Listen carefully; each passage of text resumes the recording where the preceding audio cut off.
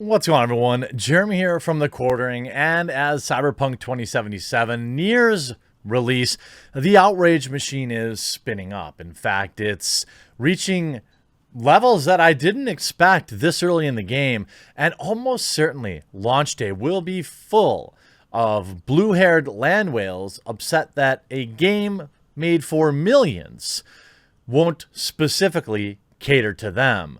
Now, here's a fun fact about Cyberpunk 2077.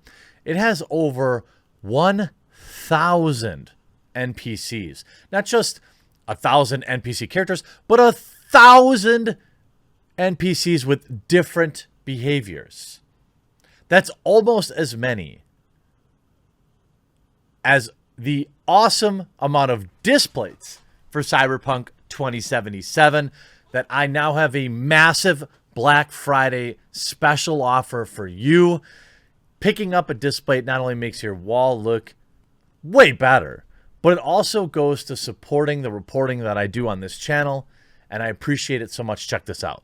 Huge shout out to this video's sponsor, Displate, one of the longest running sponsors on this channel. You see the art displayed on my set. In fact, this month I just upped my collection with a bunch of new Mandalorian designs. I've got a bunch. I decided to go with the matte finish. They have various finishes that you can get, but these are high quality prints on metal that you can magnetically mount to your wall with ease. No holes, no fuss. You can change them out. I have a huge collection of them. I swap them in, I swap them out. You can use multiple small ones to create large murals. They have various sizes. They have prints from Cyberpunk, South Park, World of Warcraft, Star Wars, Marvel, DC, The Witcher, Cyberpunk, Arsenal. So many different options, and I absolutely love working with them. They love you all so much that they've given me an amazing discount. You get 34% off if you purchase 1 to 2 displays, 38% off if you purchase 3 to 4 of them, and a whopping 42% off if you buy 5 or more displays.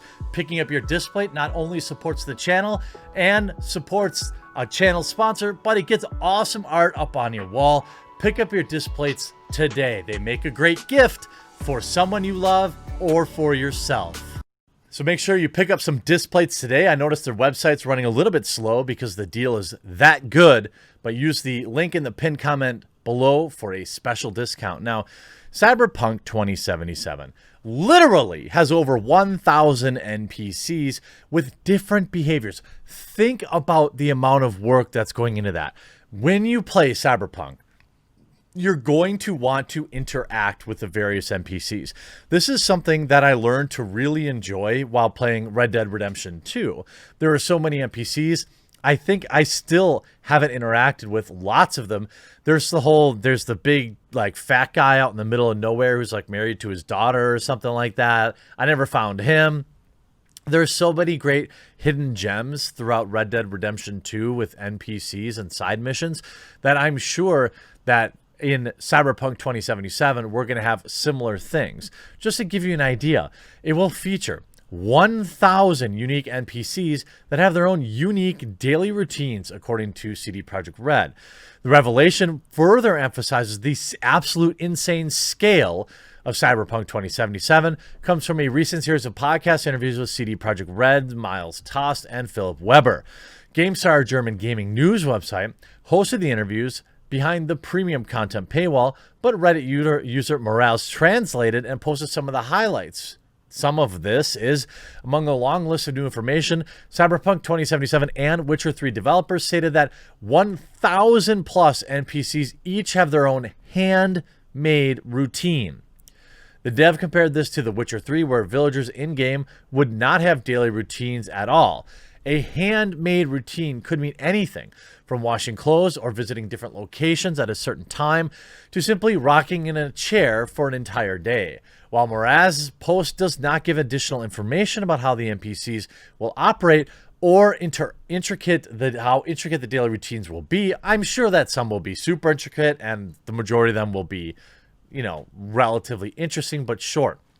I mean, after all, they're not really the main part of the game, although NPCs can make or break a game. I mean, think of all the hilarious memes we have from Skyrim NPCs.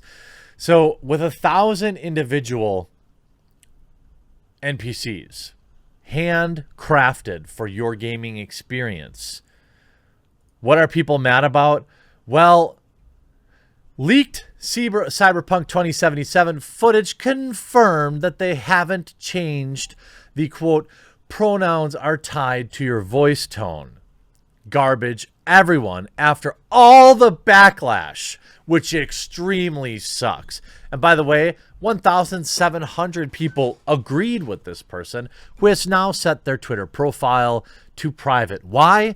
Because nobody cares. Because these people are emotional monsters obsessed with control. What they're addicted to is forcing game developers to make tiny changes to accommodate their absurd demands. We saw this just a few weeks ago with Assassin's Creed. There was a single line of dialogue in Assassin's Creed where somebody referred to their own face as disfigured. One random real-life NPC on Twitter complained, and which is, to me, not surprising. These weirdos have life so good that they desperately grasp at straws to be offended by. That stuff doesn't surprise me anymore. Now, I report on it because it's hilarious. By the way, if you haven't yet subscribed, there's a red subscribe button down below if you're watching here on YouTube. I don't care if you're watching on YouTube, Rumble, Parler, BitChute, or Odyssey. I'm really thankful that you tuned in, and I'm going to work hard for you to bring 3 to 7 videos every single workday, as well as tons of videos over the weekends. All I ask is that you consider subscribing as I push really, really hard to try to reach 1 million by the end of the year. This goes on to say, and confirms that CD Projekt Red doesn't deserve the benefit of, quote, giving them a break. They're trying.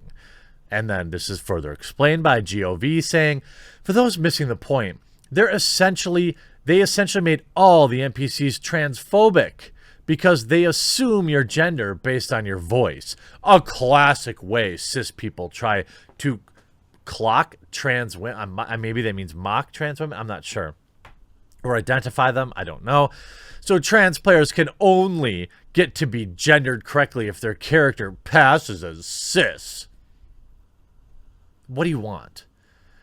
These same video game, like, they're basically terror. You know what I mean? That word, that's what they are. And of course you get great responses from Ricky Burke. Let's see what Ricky Burke has to say. I wanted to play the game as a cripple. I wanted to play the game as a cripple. Hey, you don't see me complaining. How about Boogie? Yeah, I found out that I can't play as a big, fat, failed fuck of a YouTuber, so fuck that game. Yeah, I mean, same. I actually was born with no extremities and only have half a forehead. It's very upset to see this as I identify as a Christmas tree. I mean, again, ultimately, look, they're entitled to their opinion, but the problem comes in when you have companies like Ubisoft who bent the knee immediately. It was one comment about somebody referring to themselves as disfigured, and within minutes, Ubisoft's corporate account not only replied, but removed the line of dialogue from the game. Meanwhile, at the time of this, Assassin's Creed Valhalla was suffering from numerous bugs and still does. But they took that one random person on the internet was offended and rushed that through, prioritized that order.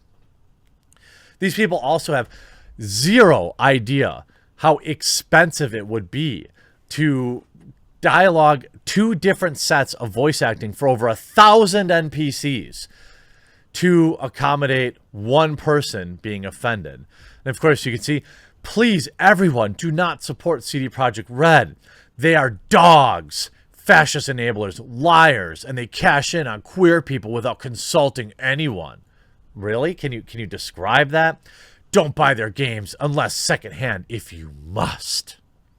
Somebody with ACAB in their bio. Thank you for helping the Cyberpunk community grow even more by getting more people to buy the game and support CDPR. Because of you, we have gained more amazing Chumbas. I don't know what that means. Hope you have an amazing day. your friend, Rapid.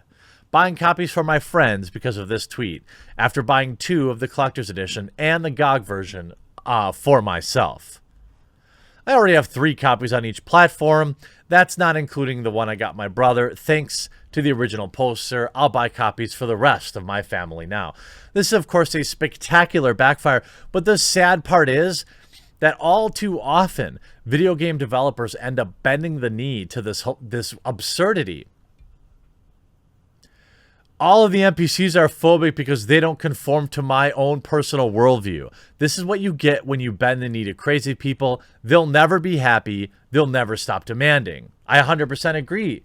Look, and there are things that you can do, okay, to be inclusive. And inclusivity is not by itself a bad thing. It should be organic, and it should be things that most video games try to do where it makes sense, okay? But that doesn't mean that every single game has to include every single little thing. I mean, it started back with this poster, which was literally, people were getting offended by the literal point it was trying to make. The point this poster was trying to make is that how the corporations take advantage of trans folks and profit from them. That's the point. The game's dystopian. And then they still got triggered by it. Why are people trying to cancel Cyberpunk, one of the very few games where you can actually play as a trans character?